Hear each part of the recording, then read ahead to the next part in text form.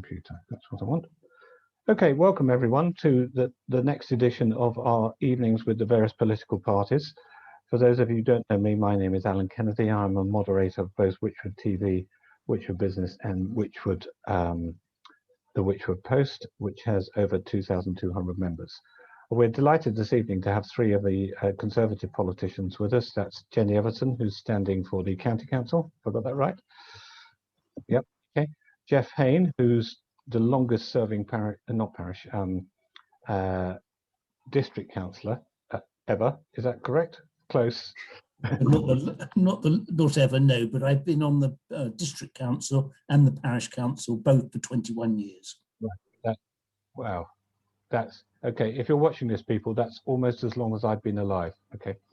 And then Matthew, I don't know very much about you. So do you want to give us a bit of background about who you are, what you do? Are you a professional politician, or are you what do you do when you're not standing for Police and Crime Commissioner? Yep. Thanks, Alan. I'm currently the Deputy Police and Crime Commissioner. I'm also a district councillor just south of the river in Vale of White Horse. But Alan, sorry, Jeff beats me because I've only been doing that since about 2007. So it seemed like a long time to me, but Jeff's definitely been in the game longer than I have. Okay. So why don't we go around the room and just ask you, how's the last year been for you, all three of you? So off you go. Jenny, do you want to start first? Hello. So, last year, gosh, obviously COVID it's been massive for everybody in lockdown, hasn't it? But I'm very lucky that my family's been safe. But last week I met a 23-year-old bloke, lovely chap, and his father died this time last year, and that's the first direct impact first person I've known of a younger generation that's been directly impacted. So it's been terrible for a lot of people. Things that have kept me sane of my running club. I'm a member of the Boughton Road Runners, and we trot around up and down the hills of Lower Slaughter and Upper Slaughter. Obviously, I've been very COVID aware and keeping within the rules, but it's just great to go out and we have a chat and a bit of exercise. So just so we can put a little local flavour to this, when you're running with John Witts in the, does he run for Boughton Road Runners or does he run for the triathlon? He doesn't run with the Wednesday group, which okay. we call ourselves the Wednesdays because it's not on a Wednesday. But yeah. Okay. I was going to ask if we continue to talk about West Ham United, but that would perhaps be unfair. John, if you're listening, we do hope they make it in the top four. Okay. Well, we're very pleased to hear that. Thus far, we've had runners on every Wychwood TV programme. Okay, so that's been the last, just before Christmas, when I decided to stand as county councillor. My attention's been on understanding the issues of the villages, and each village has different issues. Many of the issues are very the same. Traffic is a theme, flooding is a theme, certainly within places like Ascot and Shipton, but it's been fascinating speaking and attending all the parish council meetings and getting a feel for what can be done and what has been done. Brilliant. So, okay, quick question. Can you run up the mountain, which is just up the top side of Upper Milton? I can run up the steeps in Boughton on the Water and the drain pipe. Do you know those two? So I think if you can do those, when we say run, let's use that, we're talking, people can walk faster than I can run up these things, but it's the actual motion, so we keep going. Right, but am I right in thinking that it's mountainous around Milton, Shipton, under Wychwood? No. Right, okay. Martin Crabbe, if you're listening to this, no comment. Okay, right, okay. Jeff, how's the last year been for you? Frustrating, really. COVID has brought all sorts of problems with it, especially with IT equipment that doesn't always work as it should. I really am looking forward to getting back to normal, meeting my colleagues again, which I haven't seen for a long time, and having general conversation. I'm not a runner, but I do things like cutting grass and doing this, that and the other, all the normal things that people do, but I don't run, I must confess. But certainly with my political career, I found the last year very frustrating. Okay, and what do you do when you're not being a politician? Do you work for I'm an insurance broker. Oh, right, lovely. We love them to bits. Okay, and Matthew, did you say what you did when you're not being deputy police, or is that a full-time occupation? That's full time. I mean, the last year for me, when I've not been doing that, has been pretending to be a teacher, doing the homeschooling. I've got two girls. One just turned 10, and one nearly 7. I say nearly. She's got about another 50 days to go, but she's counting down a day at a time. Bless her. And yeah, the last year has been, I think, a strain on us all, a strain on the broadband connection as well, with everybody's devices trying to connect at the same time. Homeschooling thing has been it's been very stressful for a lot of people, and we've all felt different degrees of guilt not producing Oxford graduates within the space of 2 weeks. It's been very challenging. I've got a 10-year-old. Okay, lovely. Okay, let's move on. Being a local politician, perhaps I could address this to Jeff, because he's been standing longest. Being a local politician must be a thankless task. Why do you do it? Surely, I mean, I'm going to ask you some difficult questions later on planning, and you're in a no-win situation, aren't you? You take a decision one way and someone whinges at you. You take a decision another way and someone else whinges at you. Why do you do it, Jeff? Yes, you're quite right. With planning, you will always, whichever way you go, you'll please some people and really upset others. That is the name of the game, I'm afraid. Hopefully people will try and understand the reason that you made the decision that you did. But regarding being a councillor or a local politician, I don't think it is a thankless task. I think people appreciate you trying to help them with whatever problem that they have got, and you achieve something for them. You give advice, help and assistance, and people really do appreciate that.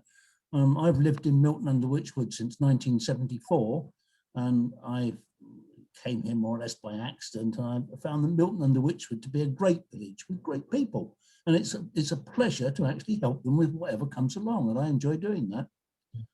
Well, as far as the district council is concerned, actually most of my work on the district council is largely involved with planning, and I enjoy doing that, and I find it very, very interesting. So I know you're going to hit me with a few hard questions, but I actually enjoy doing that part of the job. And Matthew, what did you do before you were a police and crime commissioner? So I was leader of Vale White Horse District Council down south of your part of the world, which took up most of my time doing that. I tend to agree with Jeff. There are some huge frustrations, and you don't do it to make friends, but actually there are in amongst some of the drudgery of committee meetings and all the boring things that put most people off getting involved with local government. Actually, I think the reason that most people do it, of all political colours, whatever persuasion they are, is that actually you can make a difference, and it might sometimes seem quite small, and it might only be a difference for an individual or a few people at a time, and it might not seem as if you're changing the world, but actually you are in small ways, and just feeling that you're actually having a positive impact on people's lives. Mostly appreciated, not always, but I think that's why most people do it, and I think that's the same of anybody of any political persuasion or none who get involved in local government of some way. It's to try and have a positive impact. And can you influence national politics at all? I mean, in the Conservative Party, could you speak to Robert Courts and say, Robert, we really do like Brexit, or don't, or whatever the view was? Would you have access to them, or do you never see them? Yeah, I mean, I certainly in my current position, and if successful with PCC, talk to all of the MPs in the Thames Valley quite closely, and government ministers. I mean, quite a good example around that is some of the legislation that's coming through on illegal encampments, which are a concern for many residents. And I've had quite a few conversations with civil servants and ministers ahead of that, and I like to say there are some aspects of the legislation which I think I can't say I've sort of exactly written them, but I think myself and others who've tried to influence and have perhaps had some small impact. Okay. Well, that's really good. And so, and what about locally, Jeff? Do you have access to our MP? Because I've invited him on, but Robert, if you're watching, you'll be very welcome. You see, we're well behaved and nice. So, so Jeff, do you want to persuade Robert Courts to come on Wychwood TV, or? I'd be more than happy to have Robert on TV, Wychwood's TV, and I'd be more than happy to accompany him. I get on well with Robert, and I think we both sing from the same hymn sheet, and I'd be more than happy to take part with him. Yeah, lovely.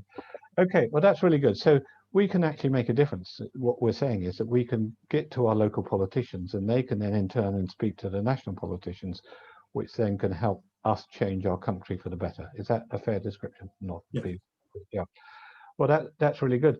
And you see, one of the reasons I've done this is because I do want people to be involved in local politics. I don't particularly mind which party people join. And I think I've probably said to you, I've voted for every political party in my time.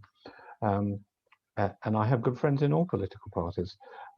But what I don't like is apathy. And people who do nothing have only themselves to blame, don't they? I think that would be a fair comment.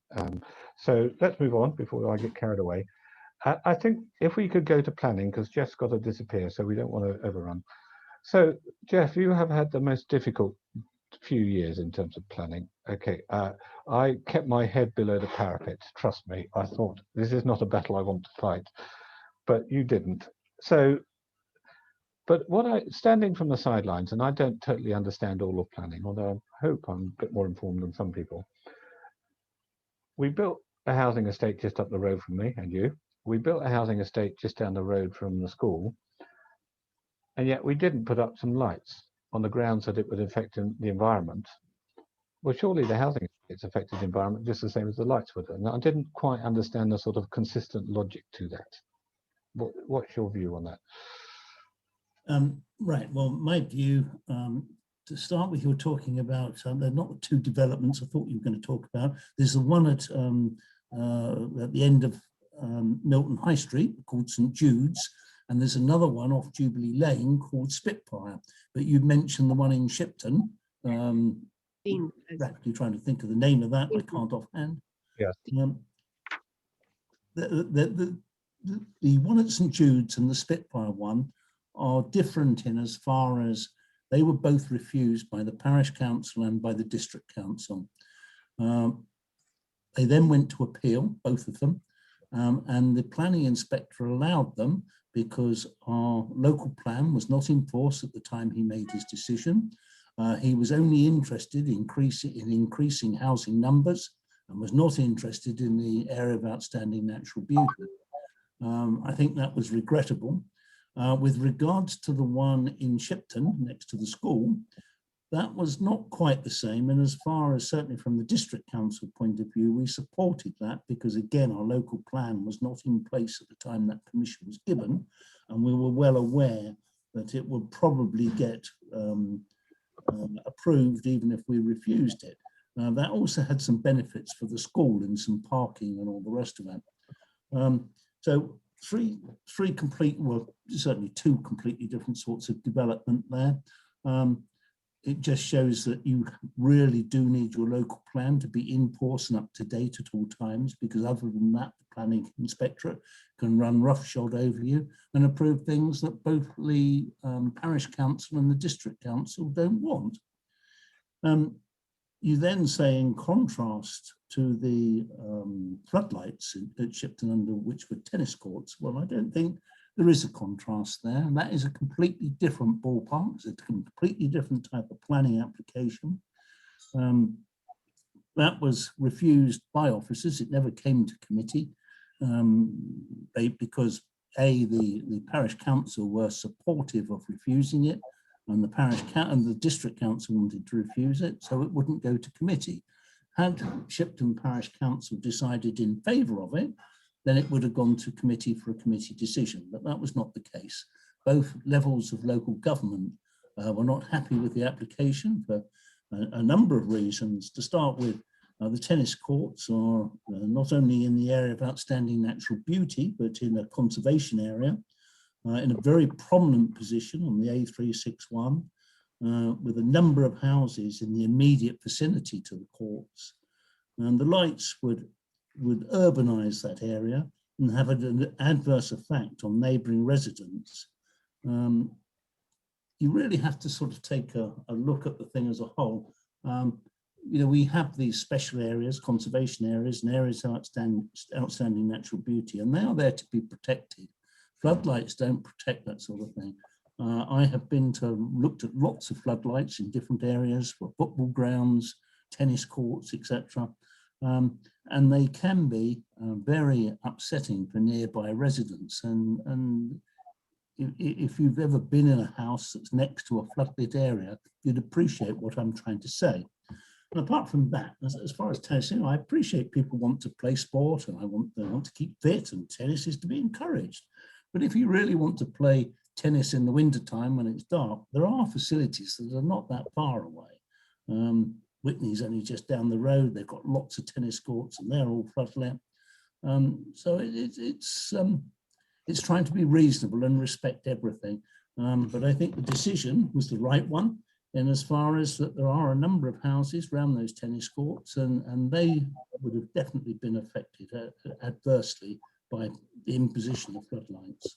Right. Yes. Would it have been possible to hold?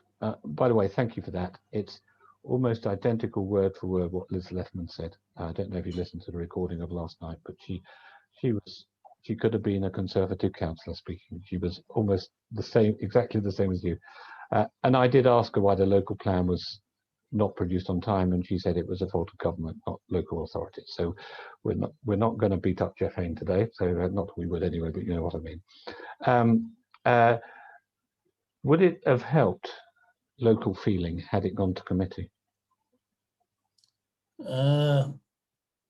Possibly.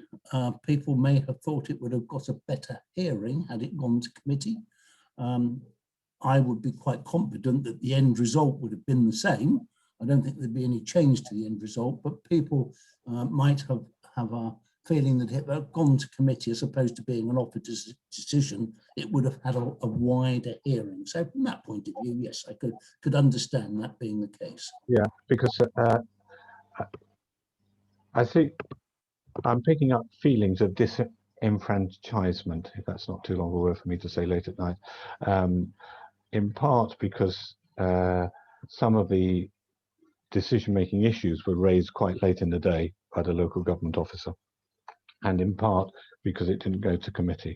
So, but we learn from this and move on. And I think what I'm hearing from you is planning law is a balance, and it's a balance you're never going to get right. Okay. Okay, I'm going to move on from that. So if you need to disappear, then wave goodbye and just press leave on your computer. And I can stay a little longer, and you've got parish councils on your agenda, and I'm quite happy to say a little bit about parish councils when you get there. Okay, well, we'll do actually, because talk to me about parish councils, because they're largely non-political, aren't they? As I understood it, that's why. Parish councils, yes, are largely non-political. Some of the town councillors are more on a political basis, but parish councils are generally non-political. Certainly Milton under Wychwood is non-political. I've served on that council for 21 years. And yes, they play a very important part in our community. They are the sort of bottom rung of local government, but nevertheless play a very important part. The parish council is responsible for looking after our village green, our allotments and cemetery. It's responsible for grass cutting throughout the village, looking after all the play equipment on the village green, and generally making sure that potholes get filled and the pavements are cleared of debris. Parish council does make comments on all planning applications in the village, and the district council does take notice of what the parish council says. In addition, the parish also makes small grants available to local groups and organisations in the village, and that helps general public feeling. And I think the parish council play a very important part in village life. And more important than anything else, you also employ Margaret Ricketts to go around picking up the litter, don't you? So we do indeed, yes, we do indeed. She's our lensman. Okay, so Margaret, if you're listening, we appreciate what you do. You are absolutely. We certainly do. Yes. Okay. Right. Well, that's really good, and that just again testament to your public service. I did write to Hilary Biles to say thank you. even though we exchanged words over the tennis club planning, we were polite to each other on the loyal service to the council, and I'd say the same to you. Absolutely. Okay, okay, Liz, it's about time you had something to say, isn't it?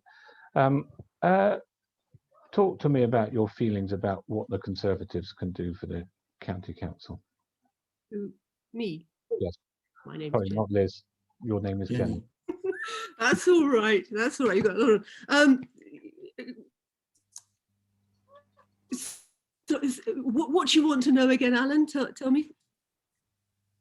If I was deciding who to vote for on the county council, what would be your major? So you've met me on the doorstep, and I said, "Why should I vote for you?" Well, in your doorstep being Milton under Wychwood, well, I live within the ward. I live just outside Milton under Wychwood. I know the roads. I know you talk about a pothole in Moores Lane. I know exactly where that is. I understand very much the local issues. And I know that our division goes from Idbury right away over to Fawler at the other side of things, but I've got a good understanding of both areas. But if you're in Shipton, you know, I'm right on the patch. I shop in the co-op. I use the Wychwood surgery, and you know, all the various pubs and things. So I intimately know the situation here, and I understand about the. I think I'm going to have to move very soon, actually, because there's a bit of background noise here, isn't there? Can you hear this background noise? You can, unless you want to pick up your dog and comfort it. Is that yours? More complicated than that. So let me. Can I park that? You speak to Matthew, and I'll come back to you in just a minute. Is that all right? I've just got to sort out this background issue. Okay. Back in a moment. Right, Jen has been muted. Matthew, around the area, I think we have pretty low crime. I may be wrong on that, but I think we do, and that's very good. But we do get a lot of comments about dog stealing, thefts from vehicles. A few months ago, we had about 10 or 15 vehicles broken into and all the tools stolen. The gang just went round and broke into them all. And then last July, we had what were known as the Nottingham Knockers, which you probably heard of, and they came knocking on doors, and they were not very pleasant on occasions. And we just got the impression from the post on the Wychwood Post that the police didn't have the resource to deal with any of these issues. Is that correct? And what will the Conservatives do about it? Thank you, Alan. Firstly, I'm just relieved that Jenny's dog didn't set mine off. Otherwise, we end up with a massive Zoom dog barking thing, which I've experienced in the last year. Yeah, no, I think all of those issues you covered, and happy to talk about any of them specifically, really fit around what people often refer to as neighbourhood crime. What some people think of as relatively low-level issues. They're not particularly low level if you've been a victim of them. You know, if your car's been damaged, if your van's been broken into, and you know, a lot of people rely on their vans for work, tools been stolen, that sort of thing. That's not a minor issue to you, but in the scheme of things, to professional policing, it can seem quite low level. So one of the things I've said in my plan is to try and redress the balance a little bit. Clearly the police need to focus on some of the high harm issues that policing deals with. There's significant work around missing persons, etc. But there are also some specialist teams that deal with that, and it's about redressing the balance and making sure that local police areas, local officers can actually focus on those issues that matter most to the public. So issues around dog thefts, which are very important, and I can talk about some of the things I've been looking at doing around those. Probably slightly lower in number than perhaps the Facebook chat suggests, because we see lots of things, sort of, if you like, repeated and reshared from around the country, which can create an impression of something larger than is. But absolutely is an issue, and there are problems there about the way the police record it, because it's simply an offence of theft. It's not a specific offence. There's a big issue around sentencing, and I've written to the Sentencing Council to ask them to look at how their guidance, because a lot of it is focused around the monetary value of what's stolen rather than the impact on the victim.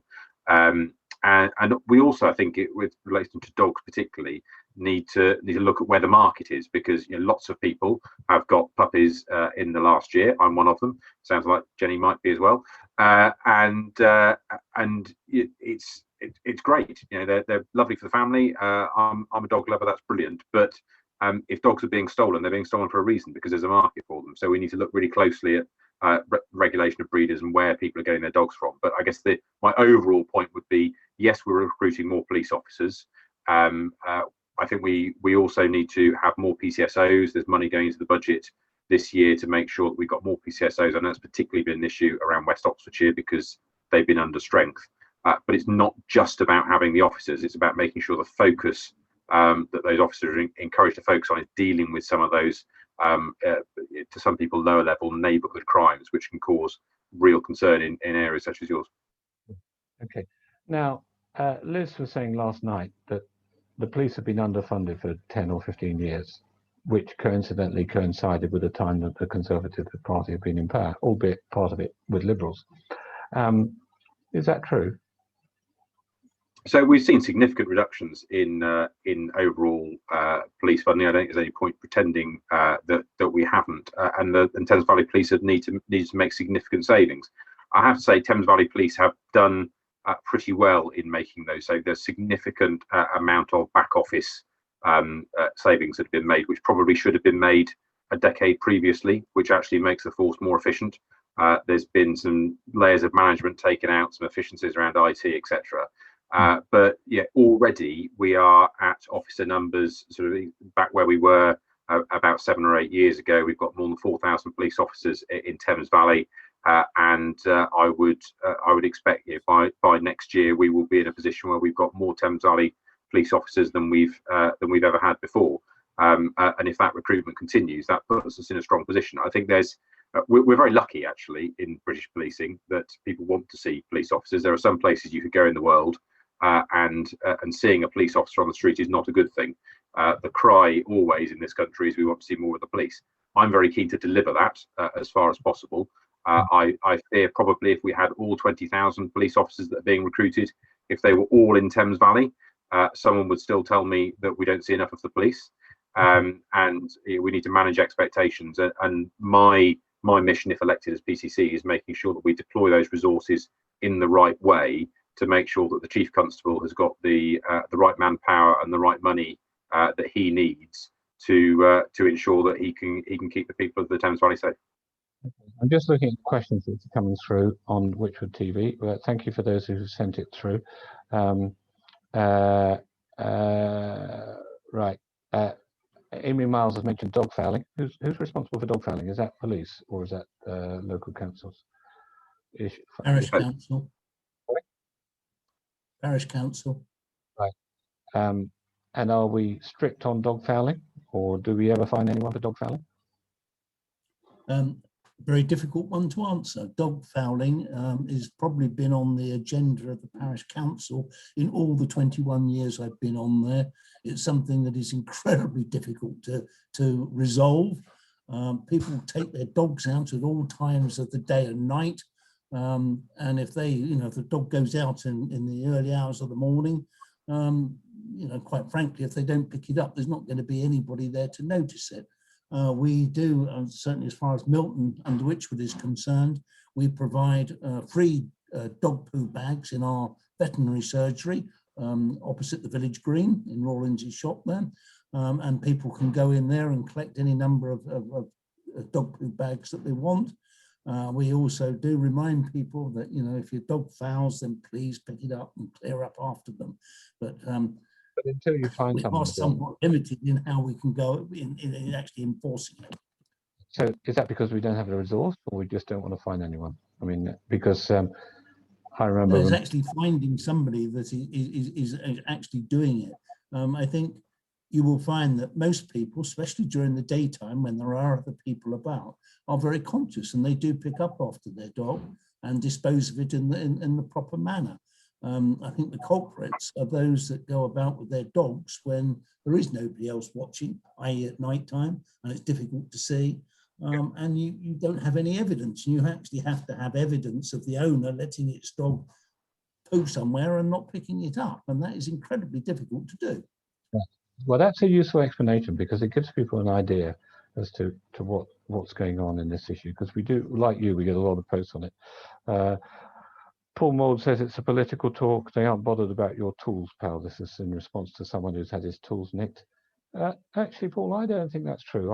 I've spoken to all of these politicians, and you haven't heard me off air, but I do quiz them pretty hard. And they don't do it for the money, certainly not, and they certainly don't do it for the community love. They do it because they think it's the right thing to do. On that one, Alan, fair point. You didn't actually come to me earlier on. What do I get out of it? I'm of the view that the more you put in to your community, the more you get out. And you're quite right. This is not a paid county council. There's a small allowance that you get, as with district council, very, very small allowance to cover expenses. But we're standing up for the community, and I think a lot of people get us confused with MPs. And there's a hell of a lot of there's a big difference between Boris and his wallpaper and me and my potholes. And so it's that political spectrum, and it's the understanding of what we're trying to do within the community. It's the small things. But even Boris with his wallpaper, I don't know what he was paid by the Telegraph, but it was something like £600,000 a year. And in essence, he gave up that job to become a politician. So I'd rather talk about him if that's all right with you tonight. Okay. But I'll tell you what, something very, very local, because I know time's clicking on, and whilst we've got Matthew here, one of the big issues in Shipton is it's the traffic. It's the speed of the traffic coming through on that A361. And Matthew and I were talking earlier before about how we could deal with this. And because I feel that you can have as many signs saying 30 miles an hour, you're not going to get 20 miles an hour on that stretch because it's a main arterial route, but 30 miles an hour, and you can have the flashing, the lights telling you you're speeding. But for me, I believe it's got to be enforced. There has to be some enforcement as well there. And I'm very, very keen to see police cameras, ideally 2, but I think realistically 1, because they're very expensive, on that stretch. Perhaps, well, where it would be placed, we can discuss that later. And Matthew and I were talking about it. Matthew, how are we going to get that police camera? Yeah. So you're right. I mean, speeding is an issue which I think just about any community I talk to will raise the issue of speeding. So it's not a new one. 3-prong approach from me, really. One is around community speed watch. I know there's already an existing community speed watch going in your area. They need a lot more help because I think I don't know about your specific group, but I know talking to many, they feel a bit unloved by the police. They feel that they're doing a lot of hard work on behalf of the community, and it just disappears off into a black hole. I think the situation is that the data's they're collecting the data, but. So exactly. So they will get a bit more support. We're trialing a new system at the moment in a few areas, and it will be rolled out later this year, hopefully, if successful. The key bit is that that data that community speed watch groups are getting at the moment. I've got a commitment from the police that will play a part in the tasking of roads policing. So at the moment, roads police officers will determine where the camera vans go, where roads policing officers go on the basis of their own professional judgment, data, and their priorities. And the key bit is to make sure that we get that data from Community Speed Watch to factor into where that tasking's happening. So if there's a genuine problem in one of the villages in your area and it's evidenced by Community Speed Watch, then that's the reason to get the camera van there or put a permanent camera in place. So I'm really happy to work with you on that, Jenny. My role is not operational; it's about the strategy. But I think I can put the strategy in place to hopefully help you get that specific. Well, that is one of my objectives as a county councillor, to get a speed watch camera. Just a moment. I'm conscious Jeff has to leave. I just wanted to say thank you so much, Jeff. I didn't mean what I said. That's all right, Alan, and thank you very much. I've enjoyed taking part. I do have to leave now to attend a parish council meeting, and if in the future you fix up a meeting with Robert Courts, I'm more than happy to attend. Thank you very much indeed, and good night. Well, if you come across him, give him my regards and say Alan Kennedy would love to have a fireside chat with you across Zoom. So okay, I'll do that. Thank you, Alan. Bye. Okay, cheers. Bye, Jeff. Okay, lovely. Okay, I'm sorry. I'm conscious Liz had 40 minutes last night, so I wasn't in a rush to cut you short. So Jenny, good point on speeding cameras. So it's not based on the number of people killed, it's based on information, basically. That's what you're telling me, Matthew. And money. You need to pay for it as well, don't you? You fund it. Yeah, so currently, certainly allocations of the camera vans will be dependent on a number of factors. It will be speed recorded by the local authority when they do speed records, previous accident records, all of those things will factor in. And roads policing tend to focus on the high speed network, the dual carriageways, the motorways, because that's where sadly we see the majority of the killed and seriously injured. But we also know that in the villages we do tragically see accidents that will be incredibly serious. So the whole point of this is to make sure that I think in the past it's been a little bit who shouts the loudest sometimes feels that they get the attention.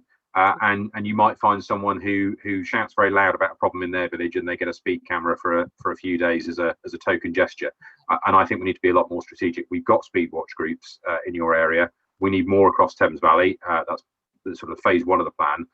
But phase 2 is making sure that all that data they're collecting, as well as sending warning letters to drivers who are speeding, is actually used by the police properly. That's the purpose of it. And I think we also need to focus a lot more on driving standards. Speeding is a big issue, and that's the one that people talk about. But there are plenty of people who can be driving within the speed limit whilst on their mobile phone, chatting to the children, not paying any attention, whatever it is. You can be within the speed limit if the road conditions aren't right. So we need a focus on driving standards as well as speeding, just because it sounds it sounds a very mundane point when we talk about policing. There's lots of other big things in policing. But sadly, we see so many people killed on our roads every year. Talking of which, I've got something else. Something we didn't speak about earlier is high vis jackets for pedestrians, for runners, for people on horses. How do you feel, Matthew, about promoting, making it almost mandatory? Let's make it mandatory for people out, pedestrians, cyclists, people on horseback, wear high vis. I had an issue where I was driving home tonight, and huge horse. Very, very visible in the right circumstances, under a tree, in the shade, on a dull day. If I had been going faster, that could have been an incident, and she was camouflaged. What's your view? I'm not a fan of making such things mandatory, I have to say. I'm very much a libertarian on these things, but I do think we all have to take responsibility for issues in our community. And going back a little bit to the dog fouling point, I think you said at the start, and who's responsible for the dog fouling? Well, it's the dog, or at least their owner, who's responsible. And in the same way, I think if you're I've got a high vis jacket. I don't wear it that much, but if I need to, if I'm walking in the dark somewhere on a quiet country road where I've got to step in the road, maybe I ought to take some responsibility for myself and make sure that I'm visible to other road users as well as just focusing on the drivers. But I think there's a lot in the world we can all take responsibility for ourselves. Thanks, Matthew. Okay. Can I just say something? No, Jenny. Okay. I think probably we've said quite a lot tonight. I'm going to miss out on some of the county council things because we're running short of time, and I wanted to. I've got something that I would like to speak about, and it's the council tax, which affects everybody. Okay. Because that was raised yesterday that an opportunity was missed for raising £8 billion across the county. Yes, that's fine. So there was. We were allowed, the government allowed the council to raise the council tax by 5%. Yeah. It was felt by the Conservative administration that, hey, we've just come out of a pandemic. People are struggling, local businesses are struggling, individuals are struggling, and it was felt that that a compromise somewhere between was the place to go. So where the council decided to go was 4%, and to make that increment over 2 years. Yeah. And there was the opportunity for other parties to put in objections, or put in not objections, to put in an alternative plan. Yeah. And no such alternative plan was actually put forward. So I just wanted to say that there was a lot of consideration, a lot of thought behind where that particular piece went. I've no doubt there was. Okay, lovely. Have you got any amusing stories of your time as Police and Crime Commissioner or Deputy Police and Crime Commissioner or a prospective candidate? Some probably not entirely repeatable, but I think I always try and get out and about with officers on shifts, whether that's sort of response shifts or neighbourhood teams or whatever they happen to be. And I think one of the interesting things, which was completely new to me, coming at policing from new, was when the police often talk about their colleague PC Rain. But on a night like this, I don't know what it's like up in your part of the world, but certainly looking out of my window here, it's a pretty miserable evening after the weather we've had for the last few days. And whilst it keeps most of us in, it also has a fantastic effect of keeping most criminals in by reputation. So you'll find officers on patrol are always delighted when it's a wet, rainy evening. Police officers are an incredibly miserable bunch. They hate it when it's a warm summer's evening on a bank holiday, because that means barbecues, alcohol, and inevitably lots of trouble for the police. So we've got two big festivals on our patch, which sort of can create issues around traffic and. But yeah. Jenny, amusing stories. Amusing stories, gosh. About campaigning. Or whatever. So. Well, Casper in Charlbury and myself, we were putting up signs the other day. Yes. You know, whether you agree with the signs or not, we were putting them up, and the lady from the Green Party was living next door to the house where we were putting up the signs, so we offered to put hers up as well. And then Liz came past as well, and we're talking with her about putting her ones up as well. So it was one of those we might as well sat down with a cup of tea, but which is it's important to keep a sense of humour. Actually, that's the message that comes across loud and clear from local politicians: is they have respect for each other.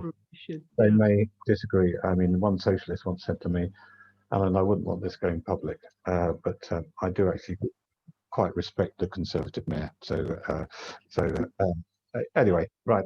So we were very impressed with the doctors who came on Wychwood TV, and we asked them what they would do to celebrate the end of lockdown, because they have had a really tough time. So what's the Conservative Party going to do to celebrate the end of lockdown? Are you like the doctors, going to have a massive group hug? That's a very good. Well, my wife is a GP in Oxfordshire, so I know she'll be very pleased as well. I think it would just be so nice to meet people. I've already got meetings are a boring thing to talk about, I know, in the circumstance, but actually I've got some meetings coming up this week, and we've got date of the next meeting on the end of the agenda with Teams or Zoom ? I'm thinking, when can we next say we're going to have a meeting and we'll be in a room together? And the social stuff is great, and we're going to have a big party when we as soon as we can get all our friends around. But actually, that normality of just meeting people and doing business in person will be delightful. Yeah. And Jenny, what you? Me, similar sort of thing. Local businesses. This weekend we've got the Milton Markets happening round at Bruin Farms. That's on the 1st of May, and that's going to be lovely. It's going to be outside. It's going to be barbecues. So that's doing two things. That's getting the community together in a safe, COVID-friendly way. But it's very, very importantly supporting local businesses. And also what we've got, things like, I don't know quite how we're going to do it. Presumably it's outside exhibitions, but Arts Week, really, really, important. Again, I'll be there. Locally, we've got Alison Townley, we've got Callie Bond, and I don't know. Christopher Townsend normally exhibits. I don't know if he is this year, but he's normally there. And so that's kind of celebrating the end of COVID. The fact that we can actually we can go and support our local businesses and our local our community.